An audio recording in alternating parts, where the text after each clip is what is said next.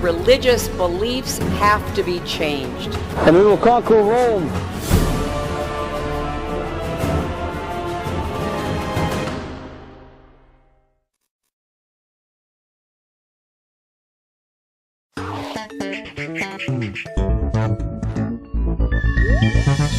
Hello everyone and welcome to The Vortex, where lies and falsehoods are trapped and exposed.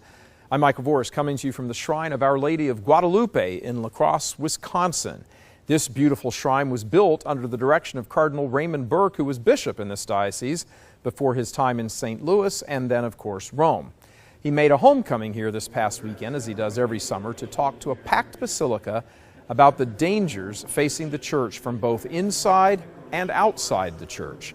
With a strong voice and increased determination, he had strong words for faithful Catholics. He said, "Error has entered into the church, which is weakening the church's witness to the detriment of the whole of society."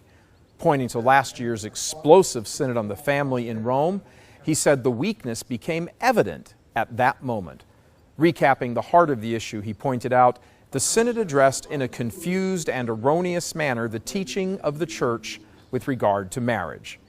There was a willingness, he said, to overlook adultery, cohabitation, and homosexual relationships. In a notable reference, he called it a manifesto of revolutionary ideas about marriage and sexuality. He said while calls for the church to go out to the margins of society are correct, but at this time the church suffers from a sufficient lack of self-understanding. There is too great a reluctance to declare and openly, boldly declare the truth in all its fullness and glory.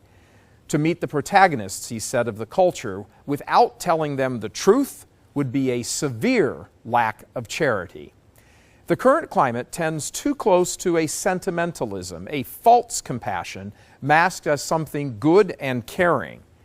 His Eminence declared this attitude very harmful because it introduces a severe lack of respect for the objective truth of the situation. You cannot simply give the impression to someone in sin that their sin is okay because you love them and that's all that matters. Absolutely incorrect, false, and potentially damning. He pointed to not only those in the church that have this wrong, but also those outside the church. And on this score, he took square aim at the mass media. He called them the primary corruptors of minds and hearts and consciences. And having spent decades in the secular media, in the belly of the beast, I can offer my poor voice to the legitimacy and accuracy of His Eminence's assessment. In short, he's spot on. The power, the immense power of the media, that it is able to create ideas and images in men's minds. Those images overwhelm the weaker among us and weaken the power of the will. They darken the intellect, and with will and intellect so ravaged, sin and evil easily move in. The horrible ideas present in the mouths of so many clerics these days are little else than echoes of the mass media and their corrupt, diabolical influences. They must be combated, called out, exposed. They are destroying souls. Human beings are being lost by numbers beyond imagining.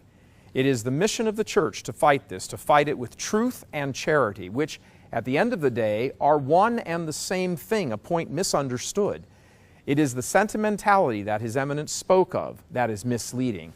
Too many Catholics today have been swallowed up in the distorted understanding of charity, thinking mistakenly that charity means being sweet and pleasant and unoffending, a way of approaching sinful situations that reject speaking of the actual sin.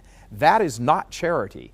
Charity and truth are so closely related that they are practically indistinguishable. After all, the same God who said of Himself, "I am the truth," also called Himself charity. One cannot exist without the other.